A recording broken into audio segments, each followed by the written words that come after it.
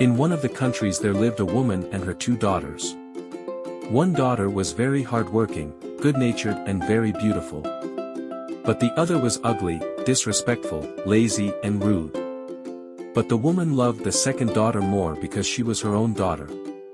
She couldn't spare her own daughter, so she made her stepdaughter work harder, and the poor girl had no time to clean the house, carry water from the well, and spin wool with the spindle. One day while she was spinning wool in the garden, her spindle fell into the well. The poor girl did not know what to do. She immediately ran to her stepmother and told her the situation. The stepmother was very angry. She said, "There is no way, you have to go down and get it from the well," and the girl had to go down the well.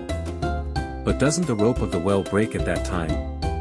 She found her spindle but could not get up. Looking around, she saw a door at the bottom of the well. As soon as he opened the door, she found herself in the middle of a huge city. As he wandered through the city, he passed by a bakery. The bread in the bakery begged her to let us out or we would burn. The girl had never taken bread out of the oven before, but she wanted to try. With some difficulty, she saved all the bread from burning, even though the stones of the oven burned her hand.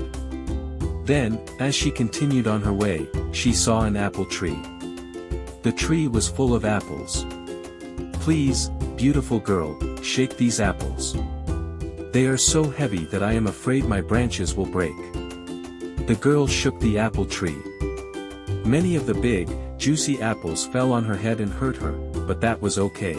Finally she managed to knock them all off the tree. Then she came to a huge garden. There was an old woman sitting in the garden. She had a big mole on her nose and looked very ugly and scary in her black dress. The beautiful girl wanted to run away, but the woman called after her. She said, "Pretty girl, where are you going? If you stay here with me and do my work, it would be very nice for you." Of course, our girl was too good-natured to leave. She went to the woman and asked her, "What do you want me to do?" She said, "You will do my housework. You will cook my food. But most importantly, you will take care of my quilt. My name is Mrs. Holly." She said, "I get very cold in winter." As ugly and scary as the woman looked, she was a good person at heart. The girl did her chores, cooked her food, and took great care of her quilt. In return, in the evenings old woman told her stories she had never heard. As life went on, the beautiful girl realized that she missed home. Her stepmother and sister had nothing to miss, but her father and some of her friends made her long for home. Finally she decided to tell the old woman, "I am very, very happy with you, but I want to leave now. I miss my father and my friends very much." The old woman understood. "You are right, it is normal to miss your father. Okay, come with me and I will show you the way back." Then she showed her a door and said, "My child, if you leave here you can easily reach your home," kissed her and sent her on her way. As soon as the young girl stepped out of the door, so much gold rained down on her, that she was covered in gold. The gold stuck all over her. When the girl came home, she was sparkling. Her stepmother and stepsister were as surprised as everyone else. The girl told them everything that had happened to her. It must have been a miracle. The stepmother said to her daughter, "Look, you can be as rich as her, go and do what she did." The daughter was eager for the gold and went to the well, but she was afraid to jump in. Finally her mother kicked her in the back and sent her down the well. Through the door at the bottom of the well, the girl went to the city her stepsister had told her about. On the way, she heard the sound of bread in the oven again. The bread in the oven begged her to let us out or we would burn. The girl said, "You were the only one missing, I will get dirty and my hands will burn." She said she couldn't deal with it and walked away.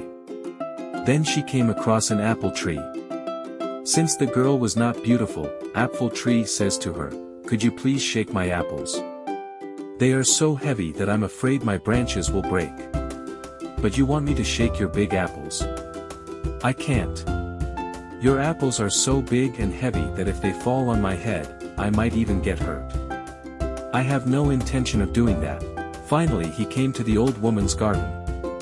The old woman was sitting in her garden again. She was very ugly and scary.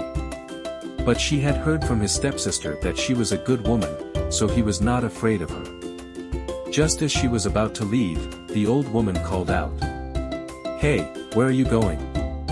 If you stay here with me and do my work, it would be nice for you." This was the offer she had been waiting for. "What work do you expect me to do?" she asked the old woman. "You will do my housework. You will cook my food. But most importantly, you will take care of my quilt. My name is Mrs. Holly." She said, "I get very cold in winter." The girl said, "Very well, I can stay with you for a while." In the first week the girl performed better than expected. She cleaned the house, cooked and took great care of the old woman's quilt. But by the second week she was no longer doing these things. Poor Mrs. Holly cleaned the home, cooked the meals and aired the quilt herself. Mrs. Holly was so fed up with the girl that he couldn't stand her for another week. "It is time for you to leave. Come, I'll show you the door." Our lazy girl, who knew that her sister had stayed for more than 2 years, never expected that she would get the gold she wanted so quickly. She was very happy. When she came to the door to go home, she looked at the Mrs. Holly. The Mrs. Holly opened the door and pushed her out and closed the door. While the girl was waiting for a shower of gold, a shower of tars came down from above her head, and as if that wasn't enough, a shower of feathers came down as well. The tars stuck all over the girl and the bird feathers stuck to the tars. When the girl came out of the well, all the neighbors, including her mother, laughed at her plight. Even years later, the lazy girl struggled to clean those tars.